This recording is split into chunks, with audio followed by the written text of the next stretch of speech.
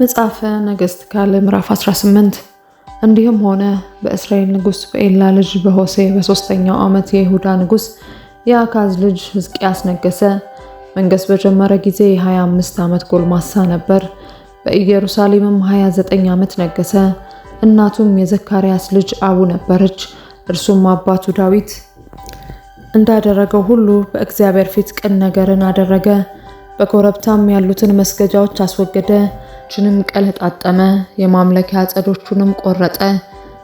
የእስራኤልም ልጆች እስከዚህ ዘመን ድረስ ያጥኑለት ነበርና ሙሴ የሰራውን የናሱን እባብ ሰባበረ፣ ስሙንም ነሁሽታን ብሎ ጠራው። በእስራኤልም አምላክ በእግዚአብሔር ታመነ። ከእርሱም በኋላ ከእርሱም በፊት ከነበሩት ከይሁዳ ነገሥታት ሁሉ እርሱን የሚመስል አልነበረም። እግዚአብሔር ጋር ተጣበቀ፣ እርሱንም ከመከተል አልራቅም። እግዚአብሔርም ለሙሴ ያዘዘውን ትእዛዛቱን ጠበቀ። እግዚአብሔርም ከእርሱ ጋር ነበር፣ የሚሄድበትን መንገድ ተከናወነለት። በአሦርም ንጉሥ ላይ አመፀ፣ አልገበረለትም። ፍልስጤማውያንንም እስከ ጋዛና እስከ ዳርቻዋ ድረስ ከዘበኞች ግንብ ጀምሮ እስከ ምሽጉ ከተማ ድረስ መታ። በንጉሡ በሕዝቅያስ በ4ኛው ዓመት በእስራኤል ንጉሥ በኤላ ልጅ በሆሴዕ በ7ኛው ዓመት የአሦር ንጉሥ ስልምናሶር ወደ ሰማርያ ወጣ፣ ከበባትም። ከ3 ዓመት በኋላም ወሰዳት። በሕዝቅያስ በ6ኛው ዓመት በእስራኤል ንጉሥ በሆሴዕ በ9ኛው ዓመት ሰማርያ ተያዘች። የአሦር ንጉሥ እስራኤልን ወደ አሦር አፈለሰ። በአላሄና በአቦር በጎዛንም ወንዝ በሜዶንም ከተሞች አኖራቸው። የአምላካቸውን የእግዚአብሔርን ቃል አልሰሙምና ቃል ኪዳኑንም አፍርሰዋልና የእግዚአብሔር ባሪያ ሙሴ ያዘዘውን ሁሉ አልሰሙምና አላደረጉምና። በንጉሡም በሕዝቅያስ በ14ኛው ዓመት የአሦር ንጉሥ ሰናክሬም ወደ ይሁዳ ወደ ተመሸጉ ከተሞች ሁሉ ወጣ፣ ወሰዳቸውም። የይሁዳም ንጉሥ ሕዝቅያስ በድያለሁ፣ ከእኔ ተመለስ፣ የምትጭንብኝን ሁሉ እሸከማለሁ ብሎ ወደ አሦር ንጉሥ ወደ ለኪሶ ላከ። የአሦርም ንጉሥ በይሁዳ ንጉሥ በሕዝቅያስ ላይ 300 መክሊት ብርና 30 መክሊት ወርቅ ጫነበት።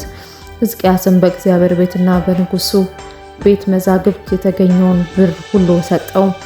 በዚያም ጊዜም ሕዝቅያስ ከእግዚአብሔር መቅደስ ደጆችና የይሁዳ ንጉሥ ሕዝቅያስ ከለበጣቸው መቃኖች ወርቁን ቆረጠ፣ ለአሦርም ንጉሥ ሰጠው። የአሦርም ንጉሥ ተርታንንና ራፋስቂስን ከብዙ ሰራዊት ጋር ከለኪሶ ወደ ንጉሡ ወደ ሕዝቅያስ ወደ ኢየሩሳሌም ላከ። ወጥተውም ወደ ኢየሩሳሌም መጡ።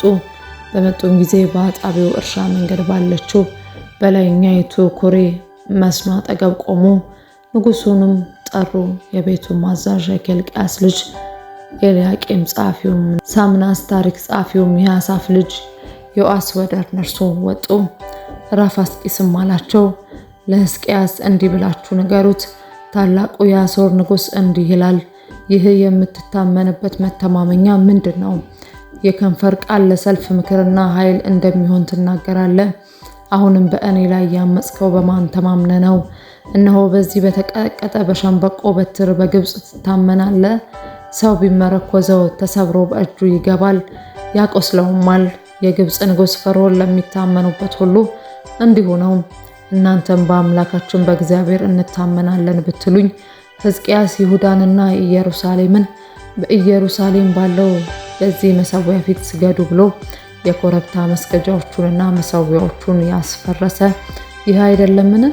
አሁን እንግዲህ ከጌታዬ ከአሦር ንጉሥ ጋር ተወራረድ። የሚቀመጡባቸውንም ሰዎች ማግኘት ቢቻል እኔ 2000 ፈረሶች እሰጥሃለሁ። ስለ ሰረገሎችና ስለ ፈረሰኞች በግብፅ ስትታመን ከጌታዬ ባሪያዎች የሚያንሰውን የአንዱ አለቃ ፊት ትቃወም ዘንድ እንዴት ይቻላል? አሁን በውኑ ያለ እግዚአብሔር ትእዛዝ ይህን ስፍራ አጠፋ ዘንድ ወጥቻለሁን? እግዚአብሔር ወደዚህ አገር ወጥተህ አጥፋት አለኝ።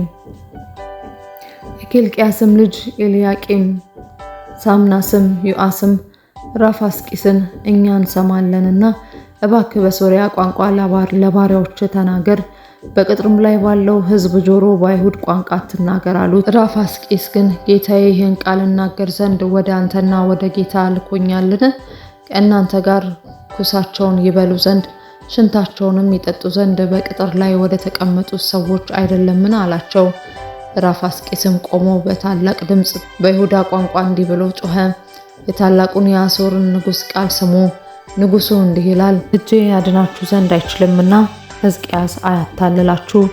ሕዝቅያስም እግዚአብሔር በእርግጥ ያድነናል፣ ይህችም ከተማ በአሦር ንጉሥ እጅ አትሰጥም ብሎ በእግዚአብሔር እንድትታመኑ አያድርጋችሁ። ሕዝቅያስንም አትስሙ። የአሦር ንጉሥ እንዲህ ይላል፣ ከእኔ ጋር ታረቁ፣ ወደ እኔም ውጡ፣ እያንዳንዳችሁም ከወይናችሁና ከበለሳችሁ ብሉ፣ ከጉድጓዳችሁም ውሃ ጠጡ።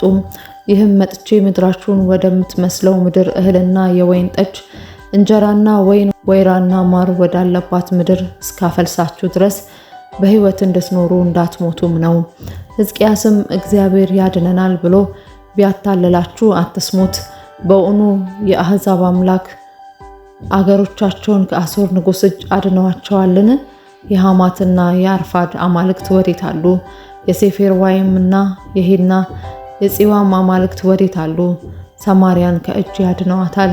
እግዚአብሔር ኢየሩሳሌምን ከእጅ ያድን ዘንድ ከአገሮቹ አማልክት ሁሉ አገሩን ከእጅ ያዳነ ማን ነው?